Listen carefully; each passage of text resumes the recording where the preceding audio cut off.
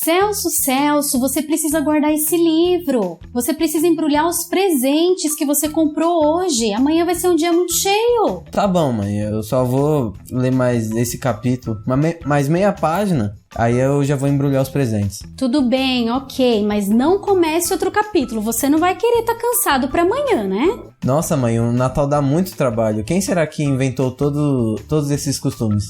É difícil entender quem começou alguns dos costumes do Natal. Deus planejou o primeiro Natal. E pessoas vêm acrescentando. Aliás, eu e seu pai, a gente acha que as pessoas vêm acrescentando coisa demais, entendeu, Celso? Entendeu, meu filho? Então, apenas essa página, tá? Nossa, nunca tinha pensado nisso. Mas parece que desde o primeiro Natal já estava tudo no plano de Deus. José e Maria, os sábios, os pastores, tudo estava no plano. Nossa, mano. Deixa eu tomar um banho.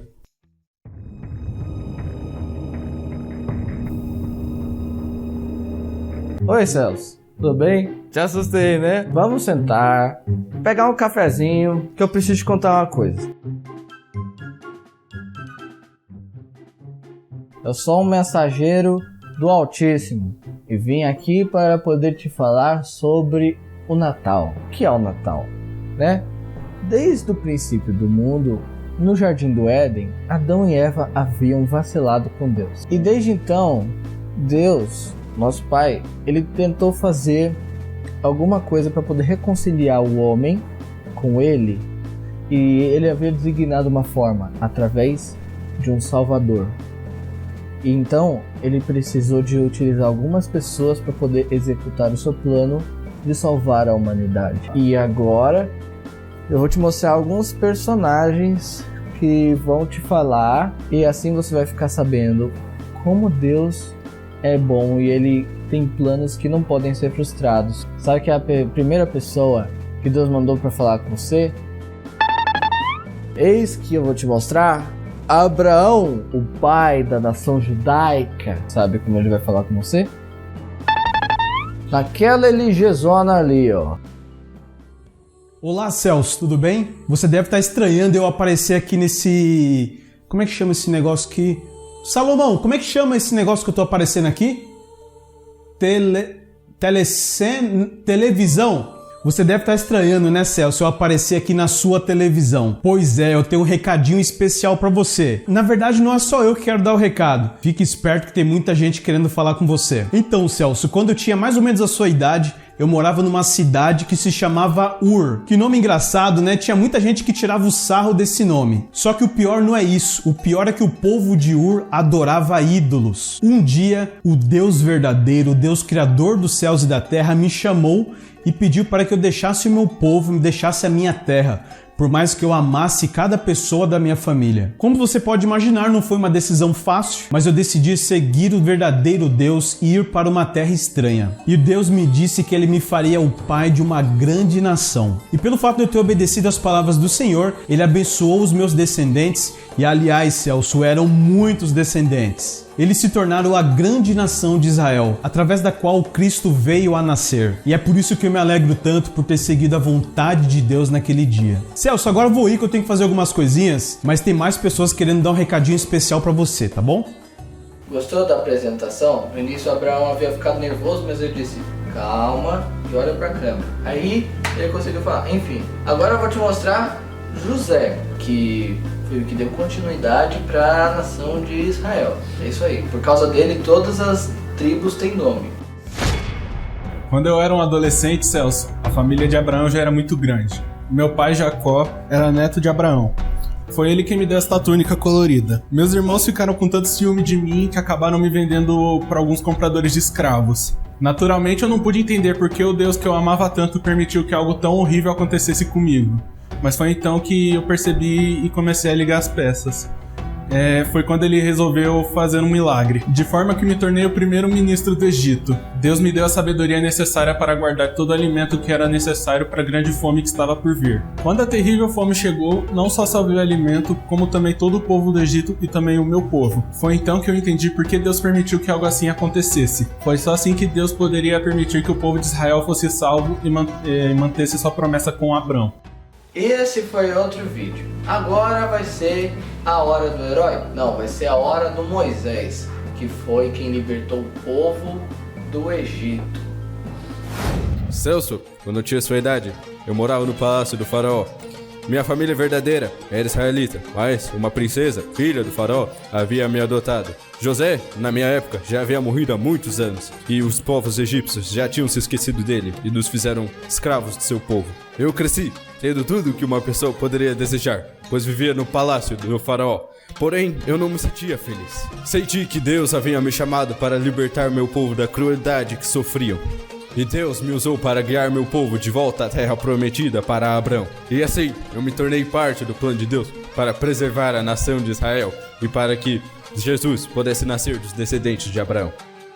Belezinha, depois que Moisés falou, agora eu vou te mostrar, depois de 3 homens, uma mulher chamada Ruth, que vem depois de Moisés. Olá, Celso. Como Abraão, eu também vivia num país pagão. Era a terra de Moabe. Eu não sabia do Deus de Israel até me casar com um israelita.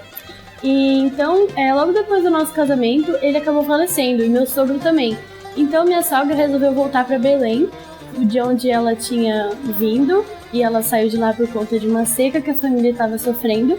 E eu resolvi ir junto com ela para conhecer um pouco mais sobre o Deus verdadeiro. E quando eu cheguei lá, aprendendo um pouco mais sobre esse Deus, eu me casei com Boaz, e eu não sabia, depois de ter aceitado o plano de Deus, que eu estava me tornando ali bisavó do rei Davi, que a partir daquela linhagem saiu Jesus Cristo. Eu fiquei muito alegre por ter seguido os planos de Deus para minha vida. Por que você não ficou olhando pra lá? Você desculpa, tá tudo bem. Agora eu vou apresentar Jeoseba. Ela foi usada para poder salvar a família de Davi de ser exterminada por exterminadores. De fato, Celso, eu sou Jeoseba. Minha irmã era mãe de Acasias, rei de Judá. Quando Acasias morreu, ela tentou matar todos os seus filhos, para que ela pudesse reinar.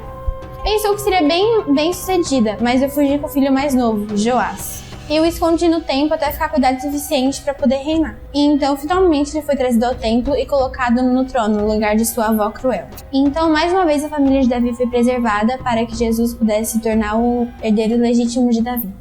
Agora eu gostei, você se concentrou ali. Depois de Jeoseba, eu gostaria de te mostrar Esther, que foi usada para poder se tornar rainha do povo e libertar os judeus. Também o nome dela era Adassa, mas eu acho que você não vai se lembrar disso. Mesmo sendo judia, eu me casei e me tornei rainha de um rei numa terra pagã, no país onde meu povo foi levado como cativo. Um dia, Ramã, um príncipe que odiava o meu povo, tentou condenar todos à morte por adorar o Deus verdadeiro e não ao rei. Por me amar muito, o rei poupou Israel e Ramã foi enforcado. E assim, mais uma vez, Deus salvou seu povo Israel e contribuiu para o plano do primeiro Natal. Beleza, depois de descobrir que Esther teve que ficar bonitona pro rei, que é um bêbado, agora a gente vai ver uma pessoa de bem que morava num lugar simples, mas que seu legado foi muito grande e era considerada uma pessoa muito abençoada, Maria. Muitos anos depois da rainha Esther, eu nasci na família de Abraão, na linhagem real de Davi. Meu povo, os judeus, não tinham mais um rei. Estavam sendo governados pelos romanos. Eu estava planejando me casar com José, um carpinteiro de Nazaré. Enquanto eu me preparava, um anjo de Deus veio me dizer que eu seria mãe de uma criança. Apesar de estar com medo, eu respondi a ele: "Aqui está a tua serva, Senhor, e que se cumpra em mim conforme a palavra do Senhor." E assim, eu fui a última serva de Deus a ser usada para ser o plano do primeiro Natal. Ao longo dos anos, Deus tinha guardado a família do Salvador, e finalmente eu dei à luz ao menino Jesus, em Belém. Eu dou graças a Deus por ter seguido o plano dele para a minha vida. Nossa, que plano maravilhoso! Quem me dera ter vivido nessa época e fazer parte do plano de Deus. Meu caro amigo Celso, 2 coisas que eu tenho a dizer. A primeira, você não se concentrou no final ali, mas tudo bem. A segunda, Deus também tem um plano pra você. Mas como assim? Jesus já veio, já morreu e já ressuscitou. O plano da salvação está completo, não tem mais o que fazer. Celso, com certeza você é uma pessoa muito importante para Deus. Você é insubstituível. E a missão que Ele te dá é essa: que você divulgue o Evangelho para as pessoas. E essa é a missão que Ele tem para você E para você também. Ele tem plano para vocês também. Nossa, seu anjo, fiquei cansado. Vou dormir aqui. Celso, eu preciso te contar um negócio. Acorda. Acorda. Acorda. Acorda, cara. Acorda, Celso, meu filho! Acorda, mas que preguiça é essa, Celso? Não, anjo. Não. Mãe? Anjo?